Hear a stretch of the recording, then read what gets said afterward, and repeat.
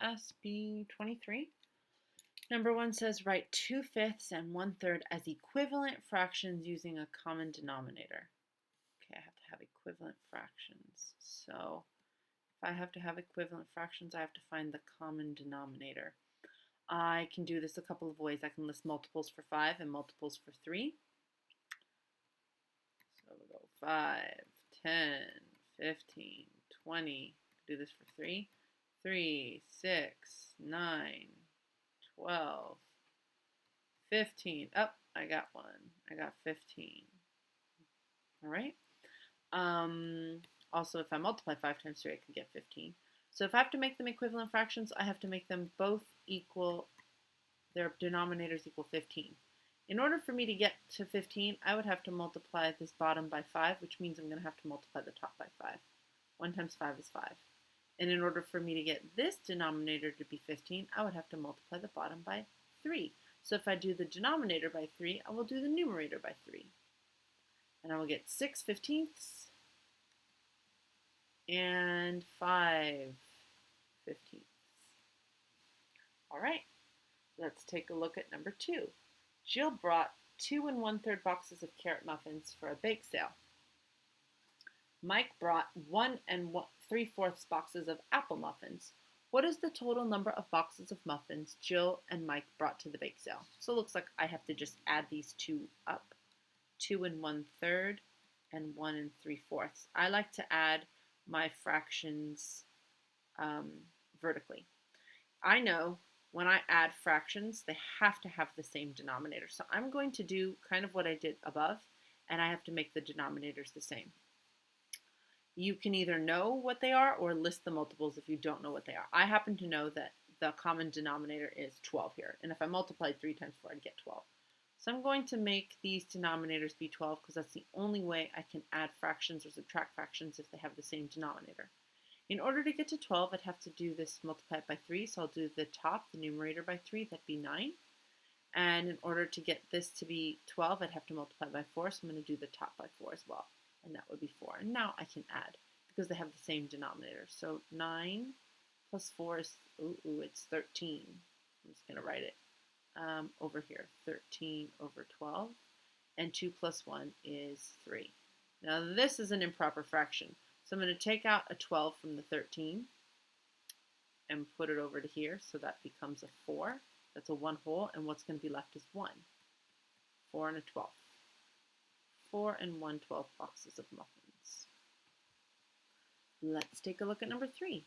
Joshua uses a rule to write the following sequence of numbers. Okay, he has 1/6, then he has 1/2, then he has 5/6, then he has a blank, and then 1 1/2. What rule did Josh use? I gotta figure how much is in between each one. So I will take 1/2 and 1/6, and I'm going to subtract 1/2 and 1/6 to see how much is in between. Maybe he did like adding some numbers. I'm not sure. Let's try. I'm going to have to make this denominator a 6 as well. I can do that by multiplying by 3, and whatever I do to the bottom, I do to the top. So now I have 3/6 and 1/6. If I subtract those, I would get 2/6.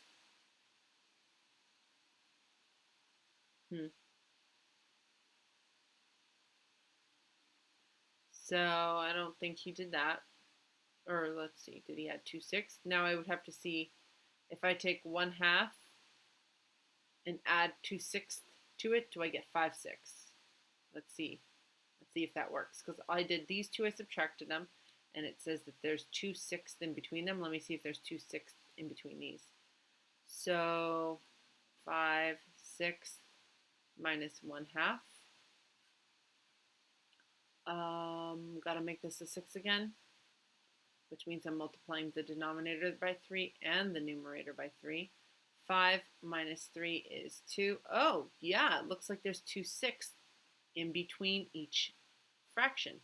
So in order to get this number, I'm going to have to go 5/6 plus 2/6 or 1 1/2 minus 2/6. I personally like adding more, so I'm going to just take 5/6 and add 2/6 to it. The New denominators are already the same, so it makes my life very easy. And that's 3/6, or, oh no, excuse me, 5 plus 2 is 7. 7/6, that's an improper fraction. I would take the 6 out of the 7, I'd be left with a 1 left over, so 1/6. After I take the 6 out, 6 over 6 is a whole number, and I'd be left with 1/6. So I'd get 1 and 1/6. What rule did Josh use? He added 2/6. But if I were to reduce that, divide them both by 2, that would give me 1/3 or 1/3. Either answer. They're the same. What is the missing number in the sequence? It's 1 and 1/6. Let's take a look at number 4. For numbers 4a through c, tell whether each expression was rewritten using the commutative property or the associative property. All right, let's try and remember commutative and associative.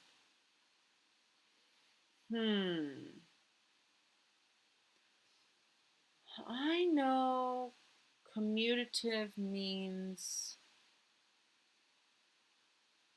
there's usually parentheses, but now I see parentheses for associative too. So let's see.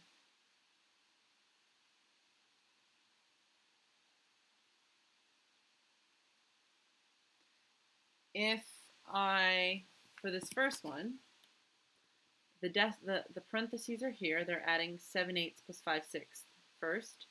And then looks like all they did was they're still adding them together. They just switched the numbers, the 7/8 and 5/6. So I would say that's the commutative property because they're just switching the order of the way it's being added. When I look down here, the same thing. They're just switching the order. It's 7/10 plus 1/3 or 1/3 plus 7/10. It's going to be the same. So that's also the commutative property. Here, there's parentheses over 6 2/5 plus 4/9. And then here, the parentheses change. So I would say that's the associative property. Okay? And we know that anytime you add up fractions, no matter how you add them, you're going to get the same answer. So commutative, these are both commutative because within the parentheses, the numbers just flipped. See, they flipped. And then this is associative because the parentheses changed altogether. They went around 2 different numbers, where up here they were the same numbers, but the numbers inside were switched. Let's take a look at that's it for SB23. So if you're hooking in for the answers, there you are. And that's it for SB23.